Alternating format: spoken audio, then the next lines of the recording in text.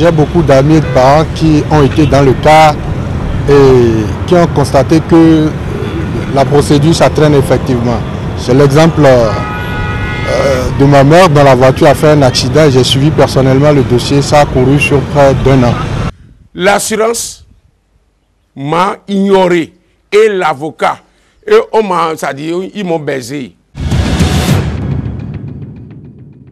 C'est une lutte sans fin pour Caliste. La soixantaine environ, cet enseignant à la retraite attend depuis 8 ans un dédommagement. À la suite de son accident qu'il a laissé dans le coma, c'est un autre calvaire qui a commencé pour lui. Avocat, paperasse, multiples allers-retours entre le tribunal et la compagnie d'assurance, beaucoup de faux frais et depuis, rien. J'ai été percuté de derrière.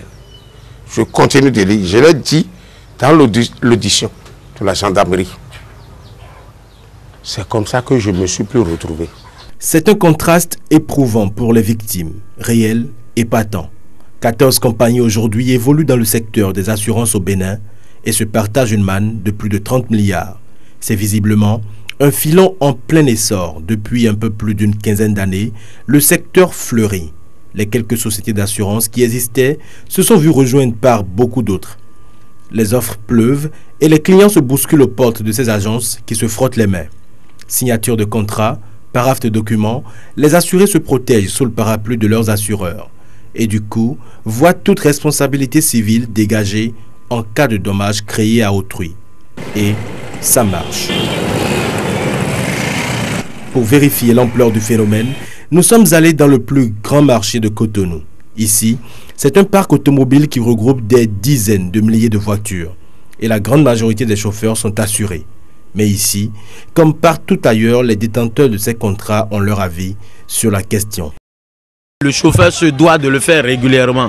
Mais pourquoi est-ce que maintenant, quand le chauffeur va faire accident, pourquoi est-ce que cette société de compagnie, il est vrai, il faut vérifier, il faut faire le constat tout.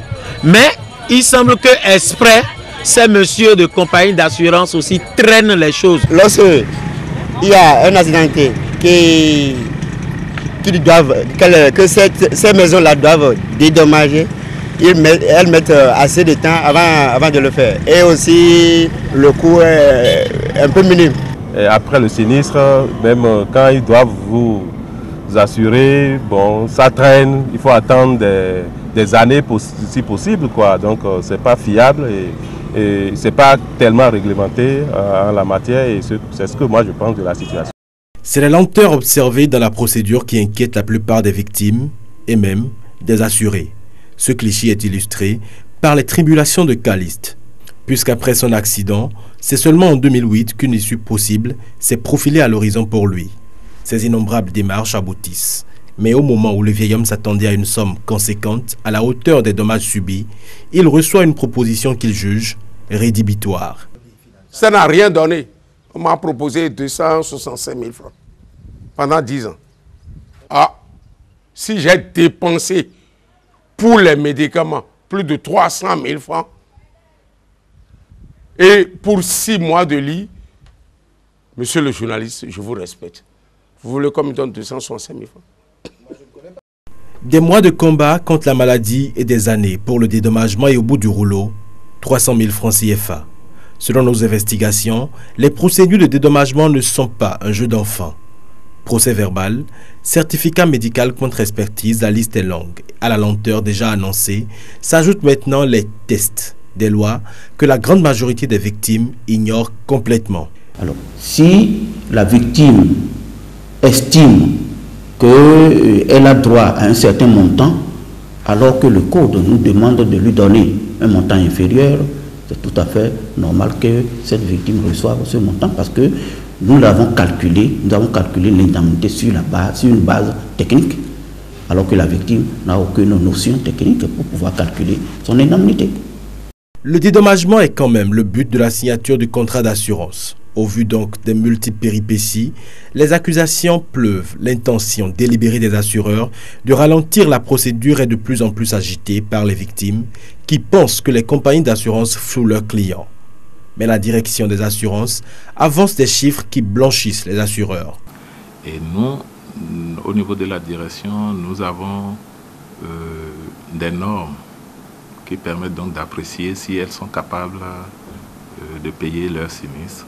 C'est à travers la couverture de leurs engagements réglementés et la disponibilité d'une marge de solvabilité. Et je puis vous dire que au jour d'aujourd'hui, c'est-à-dire pour la fin de l'exercice 2010, globalement, les sociétés béninoises mises ensemble couvrent leurs engagements. L'option tribunal intervient quand l'assuré ne se retrouve plus dans cette spirale des tests. Des tests qui constituent le socle juridique en la matière. Devant la loi, ce n'est point le code pénal qui est utilisé pour trancher les litiges entre assureurs et assurés, mais plutôt le code CIMA, établi par les assureurs eux-mêmes. Grosse interrogation alors, l'assureur peut-il perdre quand il est le seul à établir les règles du jeu? Vous savez, avant, effectivement, il n'y avait pas une loi qui régit vraiment le secteur des assurances. Et chaque fois, lorsqu'il y a un accident, les assurés sont estés en justice et les juges fixent des indemnités importantes. Ce qui a mené les assureurs, les sociétés d'assurance à déposer vraiment le bilan. Alors cette situation, à un moment donné, il fallait revoir. Parce que les indemnités demandées par les juges en ce temps, c'est des indemnités hors normes.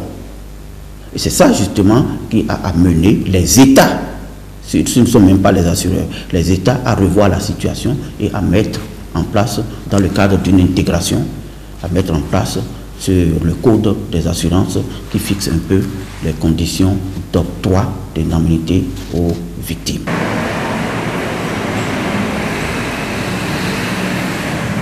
Nous sommes allés à la recherche de l'assureur de Caliste et là, nous avons appris que le monde des assurances est imperméable. Mais nous avons forcé les portes et pénétré ce saint des saints d'abord en caméra cachée. Voilà. Donc on a eu par exemple enregistré des victimes qui ont été assurées par votre compagnie. Non, mais il faut une certaine préparation. Je ne refuse pas. C'est pas comment vous appelez, micro-trottoir.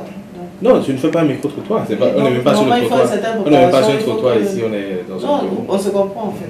Après ce premier contact infructueux, c'est la compagnie d'assurance elle-même qui nous ouvre ses portes quelques heures plus tard. Et là, nous sommes allés au département sinistre, toujours fermé à double tour. À l'intérieur, quelques employés et des milliers de dossiers, salle d'archivage au bureau. La confusion est possible pour le profane. Et entre les près de 8000 dossiers qui attendent immobiles dans les étagères, nous avons exhumé le dossier Zanou Caliste. En fait, pour que le dossier soit instruit, il faut un certain nombre de pièces que le Code des assurances a demandé de réclamer aux victimes. Donc nous avons réclamé ces pièces en 2003 et on n'a pas eu de suite. La victime en 2003, je vous rappelle que la victime avait constitué un avocat et nous avons écrit à l'avocat en 2003 et qui n'a pas donné suite à la lettre. Le dossier est resté là sans suite jusqu'en 2008 où au cours de nos évaluations pour quand même régler le dossier et finir avec, nous avons jugé bon de relancer la victime. Donc nous avons écrit une autre lettre en février 2008 pour réclamer les mêmes pièces qui avaient été demandées en 2003. En fait, c'est une victime blessée qui nous a produit le certificat médical initial, le certificat médical de guérison, et nous avons estimé que le médecin qui a produit le certificat médical de guérison n'est pas un médecin spécialiste de la réparation des préjudices corporels. En dehors du diplôme de médecine, il y en a qui ont fait la spécialisation de la réparation des préjudices corporels. Bon, le médecin a dit les lésions que M. Zanou a eues sont imputables à l'accident. Et le médecin a dégagé les taux avec lesquels l'assureur calcule l'indemnité à payer à M. Zanou. Ces taux sont, bon, il y a le taux d'IPP que nous appelons incapacité permanente partielle qui est de 10%, le Presium doloris, le prix de la douleur qui est de 20% et le préjudice esthétique qui est de 10%. La contre-expertise médicale commanditée par l'assureur ne favorise pas la victime. Pis encore, les propos du responsable des contentieux ne corroborent pas la relation de Calice qui affirmait détenir seule la vérité. Maintenant, la responsabilité de l'accident est déterminée à partir du procès verbal de constat. Donc c'est lorsque nous avons le procès verbal de constat que nous lisons les circonstances de l'accident, nous lisons les déclarations des intervenants, nous examinons le croquis d'état des lieux et nous essayons de situer les responsabilités et à partir de l'expérience que nous avons, à partir de ce que la jurisprudence recommande. Le foisonnement des assureurs sur le marché a amené les différentes écoles à ouvrir des filières d'assurance. Oui, bien entendu, le secteur a évolué. Aujourd'hui, on est à un chiffre d'affaires, toutes branches confondues, de 33 milliards, alors que à la veille de la libéralisation du secteur, on était à 8 milliards. Il y a environ combien de sociétés qui opèrent aujourd'hui au Bénin? Aujourd'hui, rigoureusement, il y a 14 sociétés qui ont été agréées, dont une société agricole. Mais si nous prenons par exemple la branche automobile que le commun des Béninois connaît, maîtrise, il y a 8 sociétés qui interviennent dans ce domaine-là. Les jeunes universitaires vont en masse vers ce secteur. Opportunité, rentabilité, le secteur facile, mais reste un univers de problèmes sans solution. Et pourtant, une célérité au niveau des postes de police en ce qui concerne les procès-verbaux de constat d'accident, une plus large connaissance des règles en la matière par les victimes et l'érection de structures uniques en matière médicale pour les expertises pourraient faire bouger les lignes. Pour l'instant, 10 ans après, Calice n'a toujours pas accepté l'offre de son assureur. Il n'a pas encore lâché prise et affirme qu'il n'est pas prêt à le faire. Et vu l'évolution du parc automobile au Bénin, avec la filière des véhicules d'occasion, beaucoup d'autres, à l'instar de Calice, ne sont pas au bout de leur peine.